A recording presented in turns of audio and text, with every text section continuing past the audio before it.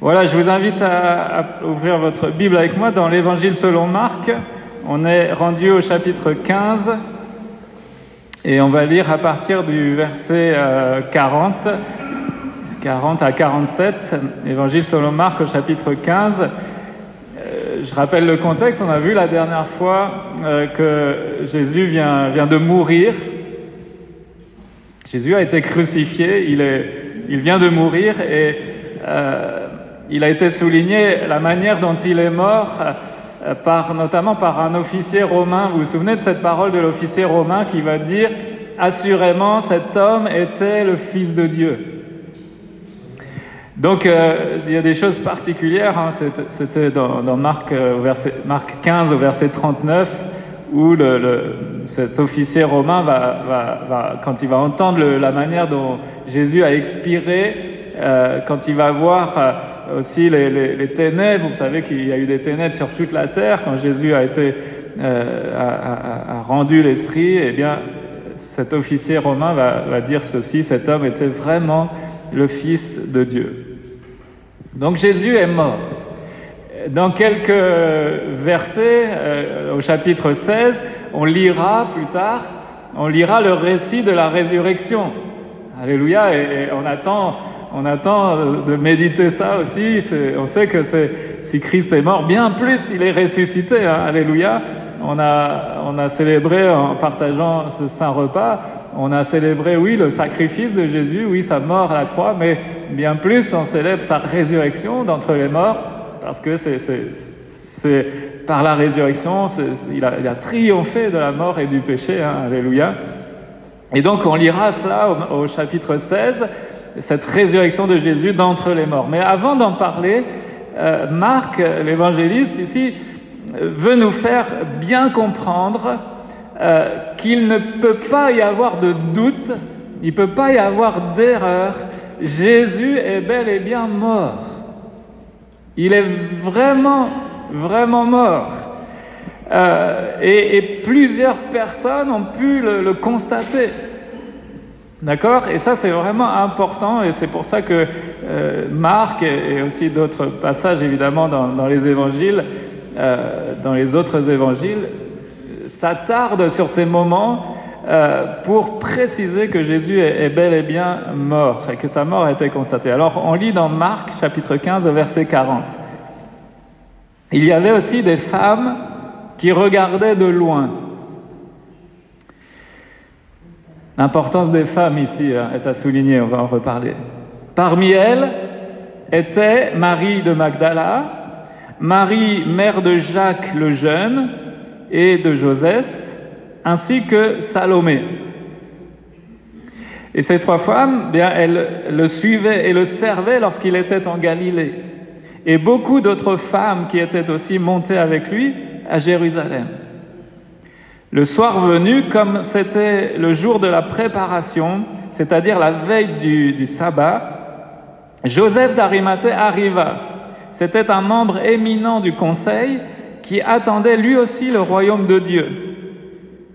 Il osa se rendre vers Pilate pour demander le corps de Jésus. Pilate s'étonna qu'il soit déjà mort. Il fit venir l'officier et lui demanda si Jésus était mort depuis longtemps. Une fois renseigné par l'officier ou le centenier, il fit remettre le corps à Joseph. Joseph acheta un drap de lin, descendit Jésus de la croix, l'enveloppa dans le drap de lin et le déposa dans un tombeau taillé dans la roche. Puis il roula une pierre à l'entrée du tombeau. Marie de Magdala et Marie, la mère de Joseph, regardaient où l'on déposait Jésus. Amen. Alors, on constate une chose, c'est que tous n'ont pas abandonné Jésus à sa mort. Et puis, on va voir que ces personnes-là sont des témoins importants. Toutes ces personnes savent que Jésus est vraiment mort. Alors, c'est le premier point que je voudrais voir avec vous, c'est que Jésus est vraiment, vraiment mort. Il n'y a pas de doute possible. Certains voudraient croire et mettre des théories comme quoi Jésus il n'était pas vraiment mort, il a été juste évanoui, etc., etc. Ici, on est le lendemain du sabbat, d'accord ? Le lendemain était le sabbat, et le sabbat, on sait, il commence dès le vendredi soir. Hein. Le sabbat, c'est le samedi, Shabbat. Et ici, on est la veille, on est le lendemain. Non. Le sabbat commence dès le vendredi soir. Et donc, avant le sabbat, avant le samedi, il fallait enterrer Jésus tout de suite. Pourquoi ? Parce que le jour du Shabbat, eh bien, il fallait pas travailler. Il n'y avait pas l'autorisation, selon les règles légales, pour pas dire légalistes de juives. Vous savez qu'ils avaient rajouté des choses, que Jésus d'ailleurs dénonce. Lors du sabbat, il y en a qui étaient animés d'un excès de zèle et qui en faisaient beaucoup plus que ce que le Seigneur demandait. Donc, entre autres, vous vous souvenez de cet enseignement de Jésus, est-ce qu'il est permis de faire du bien le jour du sabbat ? Est-ce que c'est autorisé de venir en aide à son prochain ? Évidemment que oui. Et donc certains, ils levaient même pas le petit doigt, même s'il y avait quelqu'un dans le besoin, ils levaient même pas le petit doigt sous prétexte que c'était le sabbat. Et donc il y avait cette coutume de respecter le sabbat, ça c'était la bonne chose, mais parfois un excès de zèle. Et là, ils n'envisageaient pas d'enterrer Jésus, de mettre Jésus au tombeau le jour du sabbat. Donc il fallait s'assurer que ce soit fait avant tout cela, avant le sabbat. Eh bien, en fait, ils savaient tous ceux qui ont été ces témoins, ils savaient tous avec certitude que Jésus est vraiment mort. C'est vrai que Pilate le souligne, il est mort très vite. Normalement, un crucifié comme cela, l'agonie d'un crucifié pouvait durer plusieurs jours. Une agonie terrible, des souffrances terribles. Si bien que quand Jésus a rendu l'esprit, eh bien tous ont été étonnés.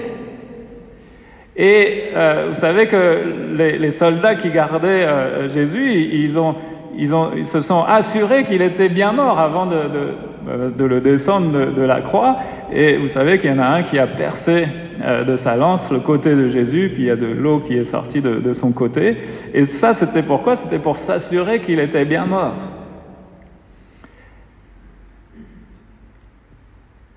Pour accélérer parfois accélérer le processus, parfois on était amené à rompre, à casser les jambes des crucifiés pour qu'ils ne puissent plus se soutenir avec les jambes.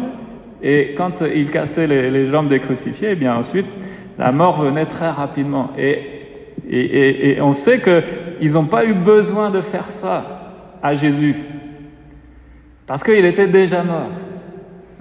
Et ça répond, ça fait écho à une prophétie des Écritures qui a été annoncée plusieurs centaines d'années avant, dans le livre du prophète Ésaïe, où il est dit que ces os ne seront pas brisés. Alors que normalement, les crucifiés, pour abréger, entre guillemets, abréger leur supplice, je ne sais pas si c'était vraiment le but, mais pour qu'ils meurent plus rapidement, eh bien on leur brisait les jambes. Jésus, il n'y a pas eu besoin, parce qu'il est mort rapidement. Donc, cette mort, il a fallu la constater, il a fallu vraiment la vérifier. Et les soldats, parce qu'en plus, derrière, vous savez Jésus avait annoncé ouvertement sa résurrection. Donc, pour s'assurer, tous les détracteurs, qu'ils soient juifs ou romains, tous les détracteurs de Jésus, pour s'assurer qu'il n'y ait pas derrière de supercherie, d'entourloupe, qu'on nous fasse pas croire qu'il est ressuscité, alors que en fait il était, peut-être qu'il était seulement évanoui, puis il aurait pu ensuite, voilà. Non, ça, ils voulaient surtout pas ça, justement. Et ils ont bel et bien vérifié à plusieurs reprises qu'il était bien mort. D'accord ? Donc, ça, on peut donc en être sûr. Il est vrai qu'il est mort très vite, et c'est à cause de ça qu'il ne pouvait pas y avoir d'erreur. Ils ont vérifié. Vous savez que les soldats qui avaient la garde, qui ont la garde de quelque chose, c'était au détriment de leur vie. Hein. S'ils ne tenaient pas leur rôle, ils pouvaient être eux aussi condamnés et être mis à mort. Donc, croyez-le, les soldats, ils tenaient leur rôle à cœur. Hein. Et d'ailleurs, c'est ce qui va se passer aussi quand ils vont découvrir le tombeau vide. Vous savez qu'il y avait des soldats qui gardaient, mais voilà, donc il a fallu qu'ils ont eu peur pour leur vie. Hein. Donc, il ne pouvait pas y avoir d'erreur quant à la mort réelle de Jésus-Christ. Et donc, c'est pour cette raison, parce que, oui, la mort a été constatée, c'est cette raison pour laquelle Joseph d'Arimathée, par amour pour Jésus, eh bien, il va s'occuper de lui trouver un tombeau pour l'enterrer. Hein? Alors, certaines personnes, comme je le disais, veulent croire que Jésus n'est pas vraiment mort, mais dans ce cas, s'il n'est pas mort, ben, il n'est pas vraiment non plus ressuscité. Et vous le savez que c'est Paul qui enseigne cela dans ses écrits, hein, dans ses épîtres. S'il n'y a pas de résurrection, alors toute notre foi, elle est vaine, elle est inutile, elle est bâtie sur du vent, sur des chimères, sur des mensonges, alors qu'on le sait, toute l'espérance de notre foi, toute la foi chrétienne, elle est bâtie sur la résurrection de Jésus, hein, sur c'est une espérance, mais dans le sens biblique, l'espérance, c'est une assurance, hein, c'est quelque chose qu'on attend avec assurance. C'est pas quelque chose qu'on espère comme des Normands, peut-être d'un coup et peut-être bien que non. Oui, on espère bien que ça arrive, la résurrection. Non, l'espérance dans la Bible, c'est la foi, c'est une ferme assurance des choses qu'on espère, une démonstration des choses qu'on ne voit pas. Donc, ça, c'est notre foi en la résurrection. Et il est évident que s'il n'y a pas de mort, il n'y a pas non plus de résurrection. Et s'il n'y a pas de résurrection de Jésus, eh bien notre foi, elle est totalement vaine et inutile. Et donc c'est pour ça que Marc, dans son évangile, prend soin de nous montrer que plusieurs personnes ont vu le corps, ont constaté la mort de Jésus. Jésus est vraiment mort. Physiquement, il est vraiment mort. Spirituellement, il est vraiment mort aussi, et c'était nécessaire parce qu'on savait que le salaire du péché, c'est la mort. Et il fallait que quelqu'un paye de cette mort à notre place, et il fallait et le seul moyen, c'était que Jésus meure pour nous. Alors nous, en tant que chrétiens, eh bien, on ne doit pas avoir peur de dire ça, on ne doit pas avoir peur de dire les faits. Oui, Jésus est réellement mort, mais il est réellement ressuscité aussi. Alléluia. Et parfois, on peut nous poser des questions, parfois peut-être un peu difficiles. Il ne faut pas avoir peur de dire les faits qui se sont déroulés. Oui, Jésus, il est mort. Oui, sa mort, elle a été constatée et il a été mis au tombeau. Et donc, on a besoin, et ceux qui peuvent nous poser des questions, ils ont besoin de regarder la vérité en face. Et cette vérité, c'est que Jésus est mort, et Jésus est vraiment aussi ressuscité d'entre les morts. Et donc, cette réalité, ça signifie, ça nous prouve une chose, c'est qu'on doit mettre notre foi, le monde doit croire en Jésus-Christ à cause de cela. Vous savez que la résurrection, la Bible nous dit qu'il y a eu plus de 500 témoins de la résurrection. On sait que beaucoup de monde a assisté à la crucifixion de Jésus, mais ensuite, quand il est ressuscité, il y a plus de 500 témoins qui ont vu Jésus ressuscité. Et vous imaginez que 500 témoins oculaires, ça a un impact. Hein. Il y a des fois, vous savez, il y a des bruits qui courent, il suffit d'une ou deux personnes qui répandent un bruit qui court, un ragot, et toute la ville est au courant. Et parfois, c'est des choses qui ne sont pas fondées. Alors imaginez 500 personnes qui sont sûres et certaines de ce qu'ils ont vu et entendu de la part de Jésus. Vous imaginez l'impact que ça a, et c'est ce qui s'est passé. C'est pour ça que l'évangile s'est répandu dans tout notre monde.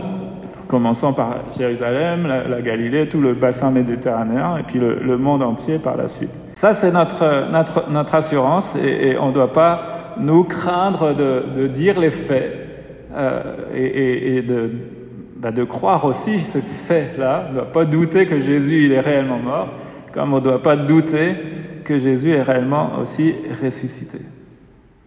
Ça, c'est la première chose. Ensuite, on voit donc dans ce passage ces personnes qui vont prendre soin de Jésus. Il y a ces 3 femmes, et puis il y a Joseph d'Arimathée. Alors, les 3 femmes, ces 3 femmes, on l'a lu au verset 40, c'est Marie de Magdala, c'est Marie, la mère de Jacques et de Joseph, donc Jacques le mineur, et de Joseph, et puis Salomé. Et il nous est dit qu'elle le suivait et le servait lorsqu'il était en Galilée. Et puis plusieurs autres femmes aussi qui étaient montées avec lui à Jérusalem. Et on a lu aussi au verset 47, Marie de Magdala et Marie, mère de Joseph, regardaient où on le mettait. Donc vous savez qu'à un moment de l'arrestation de Jésus, il y a beaucoup de ses disciples qui l'ont abandonné, qui ont fui, qui ont pris peur et qui ont laissé Jésus. Et on sait que de ses disciples, en tout cas c'est ce que la Bible nous rapporte, il n'y a que Jean qui semble être présent à la croix. Il n'y a que Jean qui semble être présent lors de la crucifixion. Alors je ne sais pas où sont les autres. Est-ce qu'ils ont regardé de loin? En tout cas, la Bible ne nous le dit pas. Il n'y a qu'un disciple dont on a l'assurance qu'il a assisté jusqu'au bout à la crucifixion et qu'il a été là jusqu'au dernier soupir du Seigneur, c'est Jean, l'apôtre Jean. Mais si les disciples, si la plupart des disciples ont fui, bien il y a les femmes qui, elles, ont été plus courageuses que les disciples. Donc ça, on peut le noter. Noter leur courage, noter leur fidélité, leur attachement, parce que c'est surtout un signe aussi de l'attachement au Seigneur. Ces femmes ont suivi Jésus et elles en ont pris soin. On l'a lu, elles le suivaient et le servaient lorsqu'il était en Galilée. Et donc, on voit ici donc tout leur amour, leur attachement. Donc on peut imaginer aussi par conséquent tout leur désarroi et leur tristesse au regard de la mort de leur Seigneur. Mais maintenant que Jésus vient de mourir, eh bien, elles ne le quittent toujours pas. C'est surprenant aussi. Elles ne le quittent toujours pas et elles restent jusqu'au bout. Elles sont là lorsque Joseph va mettre Jésus dans sa tombe. Elles vont suivre les choses de loin. Elles veulent. Je ne sais pas si dans leur cœur elles continuent d'avoir une espérance sur ce que Jésus avait annoncé. 3 jours après sa mort, il ressusciterait. Donc peut-être que certaines avaient saisi peut-être cela plus que d'autres, je ne sais pas. Mais en tout cas, elles vont le suivre jusqu'au bout et prendre soin de lui, même après sa mort. Et donc, par amour pour Jésus, on sait que Joseph va s'occuper de trouver un tombeau pour enterrer le corps. Et donc, ces femmes vont être là. Donc, ces femmes, elles nous encouragent. Ça nous encourage à quoi? Eh bien, la parole de Dieu ne nous parle pas de ce que ces femmes ont dit. On ne sait pas ce qu'elles se sont dit entre elles.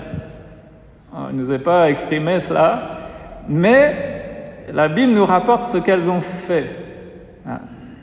Et ces femmes nous montrent leur amour pour Jésus par ce qu'elles font pour lui. Et ce jusqu'au bout, même encore après sa mort, elles prennent soin. Donc on voit l'attachement, l'amour qui était le leur. Elles restent, elles demeurent auprès de Jésus lorsque tous les autres l'abandonnent. Alors la question qu'on peut se poser, c'est: est-ce que toi, tu aimes Jésus comme ces femmes? Est-ce qu'on aime Jésus comme ces femmes? Même si tous les autres abandonnent Jésus, est-ce que nous, on aime Jésus comme ces femmes jusqu'au bout? Et il y a un attachement, il y a un amour particulier qui ne se démontre pas dans nos paroles. Des belles paroles, c'est toujours facile, mais dans nos actes. Des actes qui montrent notre attachement, notre fidélité au Seigneur, le soin qu'on veut lui apporter. Et ce, jusqu'au bout, quelles que soient les circonstances les plus opposées qui soient. Comment est-ce que tu peux montrer à Jésus que tu l'aimes? Je laisse répondre à chacun. Comment est-ce que je peux montrer à Jésus que je l'aime? Comment est-ce que je peux lui montrer mon attachement, mon dévouement, mon amour tout simplement? Et quel que soit ce que les autres font, pensent, disent, comment est-ce que nous, on peut démontrer par nos actions, notre réel attachement au Seigneur? Donc c'est dans ce sens que ces femmes nous encouragent, nous montrent là un exemple, une voie à suivre.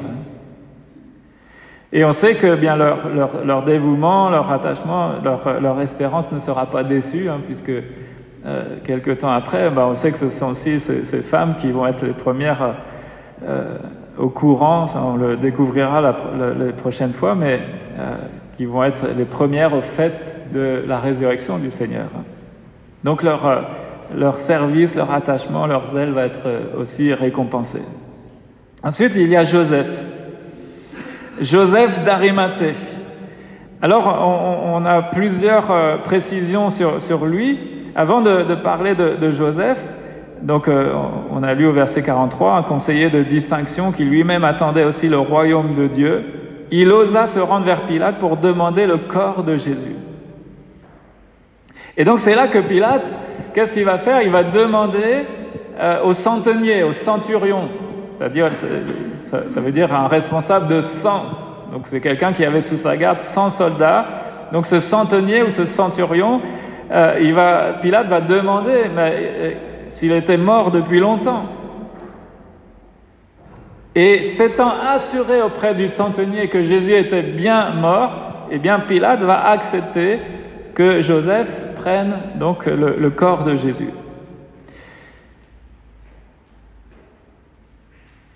Et vous imaginez qu'en tant que centurion, cet homme, si son boulot, entre guillemets, c'était de s'assurer de la mort des crucifiés, vous imaginez bien que c'est pas le premier mort qu'il voit.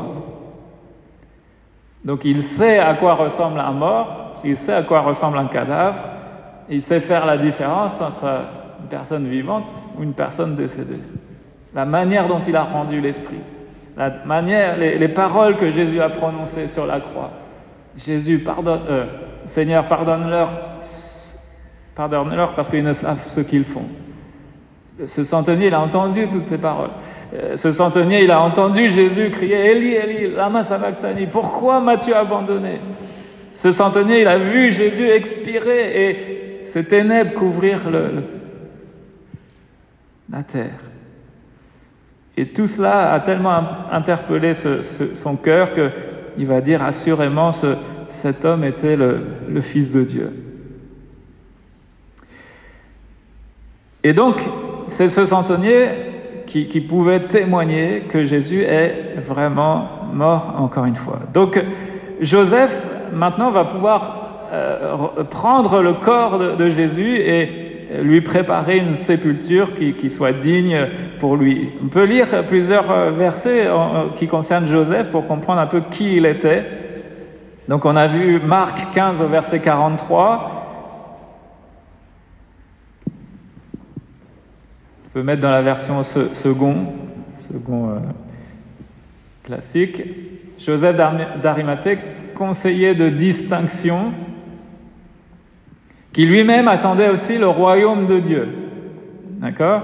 Dans Matthieu 27, verset 57, Donc on remarque que tous les évangiles parlent de Joseph. D'accord ? Donc c'est dire aussi l'importance de Joseph qu'on retrouve dans les 4 évangiles. Matthieu 27, 57, le soir étant venu, arriva un homme riche d'Arimathée, nommé Joseph. Il était aussi disciple de Jésus. D'accord ? Donc c'était un conseiller de distinction, c'était un riche. Et puis il nous est dit aussi qu'il attendait aussi le royaume de Dieu et qu'il était disciple du Seigneur. Dans Luc 23, verset 50, Luc 23, voilà, il y avait un conseiller. Donc conseiller, ça veut dire qu'il faisait partie du conseil, du grand conseil, en fait, ce qu'on appelle le Sanhédrin. C'est le conseil, le conseil juif, le tribunal juif, on pourrait dire, tribunal religieux. Donc c'est lui qui faisait partie de ce grand conseil.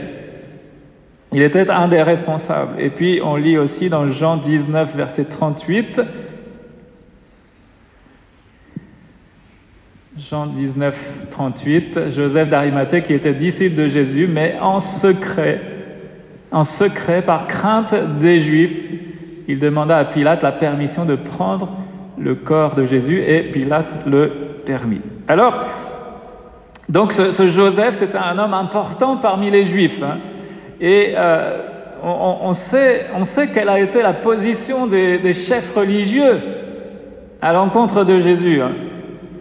Tous les autres chefs religieux, les chefs des Juifs, qu'est-ce qu'ils souhaitaient ? Ils souhaitaient la mort de Jésus. Et d'ailleurs, ils ont obtenu ce qu'ils voulaient, entre guillemets. Mais Joseph, lui, il nous a dit d'ailleurs dans les autres passages, on l'a pas lu, mais vous pourrez rechercher, et il nous a dit que Joseph, lui, n'a pas pris part à cette décision. Il n'a pas fait partie de ceux qui ont réclamé la mort de Jésus. Non, lui, il a tenu sa position. Lui, il était un disciple, il était devenu un disciple de Jésus, donc il avait été touché par le Seigneur Jésus. Il était devenu son disciple.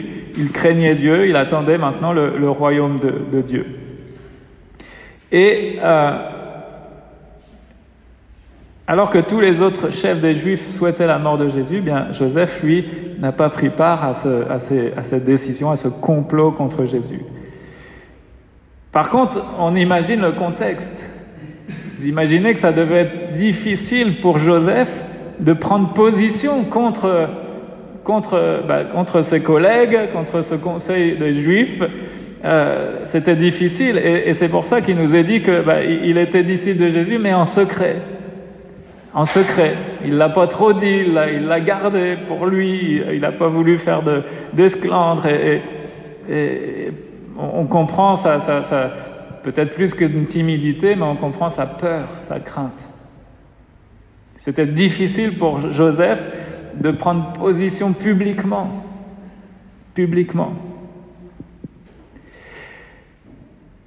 Mais là, maintenant que Jésus est mort, eh bien, c'est là qu'il va prendre courage. Il va faire preuve de courage en voulant prendre soin du corps de Jésus.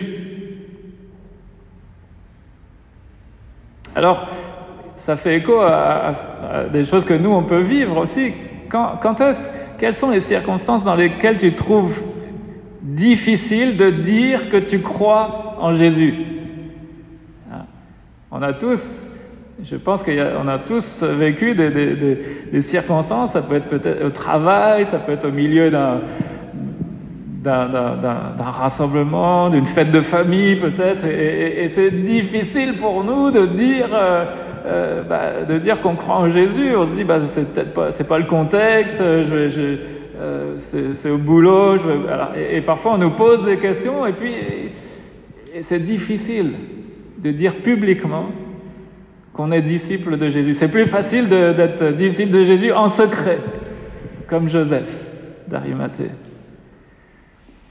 Mais à un moment donné, Joseph va prendre son courage à deux mains et il va aller réclamer le corps de son Seigneur. Il croyait en Jésus, mais en secret.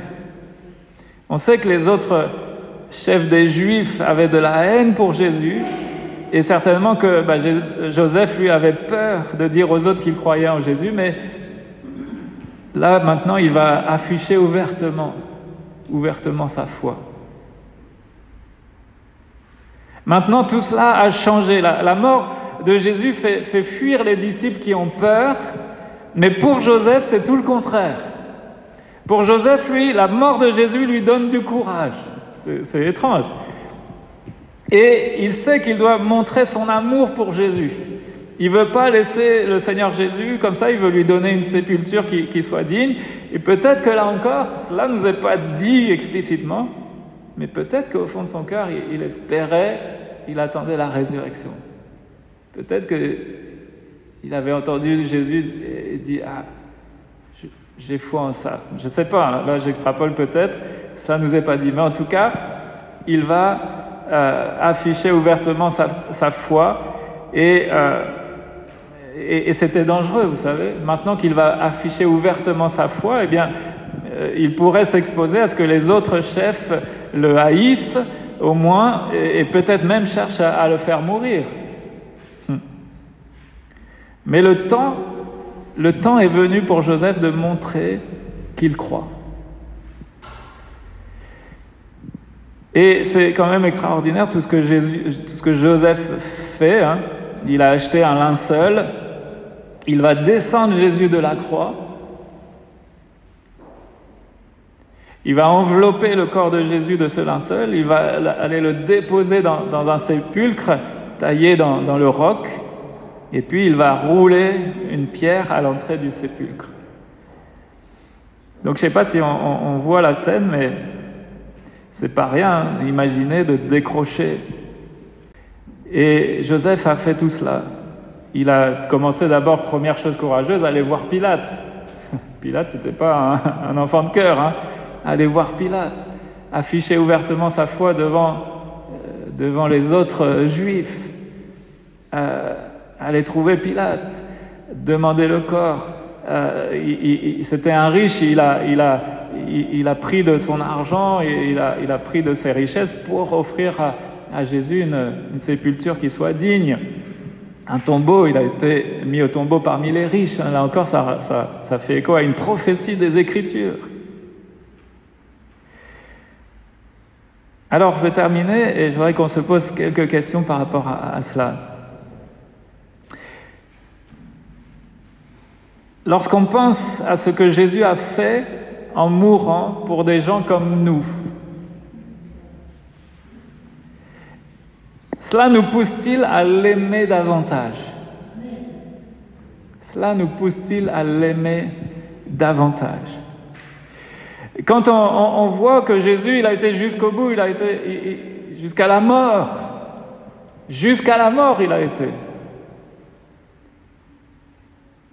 Cela nous rend-il courageux? Parce que c'est peut-être ça aussi qui a rendu Joseph courageux, de dire mais en fait, il a été jusqu'au bout. Et il a été jusqu'au bout de ce qu'il avait dit. Parce que Jésus, il a annoncé toujours ouvertement sa mort, le don de sa vie, et ensuite, ils attendaient maintenant la résurrection, elle va venir bientôt. Mais est-ce que cela nous rend courageux pour nous-mêmes de savoir que Jésus, lui, il a été jusqu'au bout? Alors nous, en retour, est-ce que ça nous rend courageux aussi? Et la question que je voudrais qu'on se pose, c'est le temps est-il venu pour toi de montrer à tout le monde que tu crois en Jésus? Vous savez, ces femmes et Joseph, elles nous apprennent des leçons importantes. Hein? Et je prie pour que leur exemple soit un encouragement pour chacun d'entre nous, en particulier pour ceux qui sont peut-être plus timides, ceux qui parfois ont peur. Et ça nous arrive à chacun, ça nous est tous, ça m'est déjà arrivé, tout pasteur que je suis, hein, ça nous arrive tous d'être dans des contextes où on est plutôt timide, on peut avoir même des peurs d'afficher ouvertement notre appartenance, notre amour pour le Seigneur, notre engagement pour lui. Voilà, mais ces femmes et Joseph nous montrent là un exemple, nous encouragent. Et on sait que ce n'est pas un esprit de timidité que le Seigneur nous a donné. c'est un esprit de force. Donc la force, c'est pas les biscottos, hein, c'est le courage, c'est le zèle, c'est la détermination, un esprit de force, un esprit d'amour et aussi un esprit de sagesse. Mais pas un esprit de timidité. Le Seigneur nous rappelle, hein, si nous on a honte de lui, et lui aussi il aura honte de nous. Et ça doit nous faire réfléchir. Alors peut-être que, je ne sais pas quelle est votre situation, quel est votre comportement, mais peut-être qu'il y en a qui n'ont pas encore dit à d'autres qu'ils croyaient au Seigneur. Et peut-être que c'est le moment est venu peut-être de prendre ton courage à deux mains et de dire à certaines personnes de ton entourage, peut-être des amis, peut-être des collègues, peut-être même de la famille, de dire « mais non, moi je suis chrétien, moi je crois au Seigneur Jésus, j'ai donné ma vie au Seigneur et je veux le suivre, je veux l'honorer, je veux le glorifier. » Et peut-être que le moment est venu de prendre ce courage et de le dire aux autres. Et peut-être qu'il y en a aussi encore qui sont pas encore décidés, et peut-être à cause de cette timidité et de cette crainte, pas encore décidés de se faire baptiser pour montrer qu'ils veulent suivre Jésus. Et ça, c'est aussi une décision courageuse à prendre. C'est un engagement qui est public, il faut le dire ouvertement. Il y en a certains, ils se font baptiser tout seuls chez eux dans leur baignoire. Ça existe. Hein. Là, il manque quelque chose. Il manque le témoignage public de notre foi. Parce que c'est ça aussi un des sens du baptême. Oui, c'est un engagement vis-à-vis du Seigneur, mais c'est aussi un témoignage qui est public. Et donc, si on peut avoir des craintes, des timidités, des peurs, des appréhensions par rapport à ça, mais pensons d'abord au Seigneur Jésus. Est-ce que lui, il a eu ces peurs? Oui, il a eu des peurs, des craintes, mais il est allé jusqu'au bout. Il a surmonté toutes ces peurs. Il a affronté toutes ces angoisses. Vous savez qu'à Gethsémane, il a été saisi d'angoisse.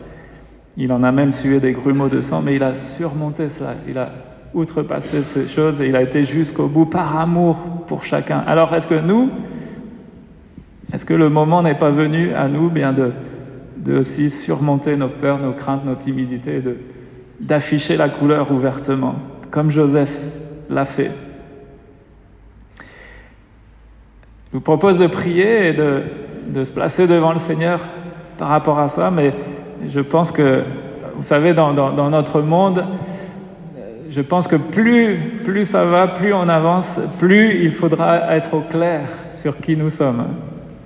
Il y en a qui sont capables de prendre position, d'afficher ouvertement leur philosophie, leur croyance, leur combat, il y a toutes sortes de choses, je ne vais pas citer mais vous connaissez des philosophies, des lobbies, des combats politiques, idéologiques, etc. Et il y en a, ils affichent ouvertement la couleur, ils n'ont pas honte de dire.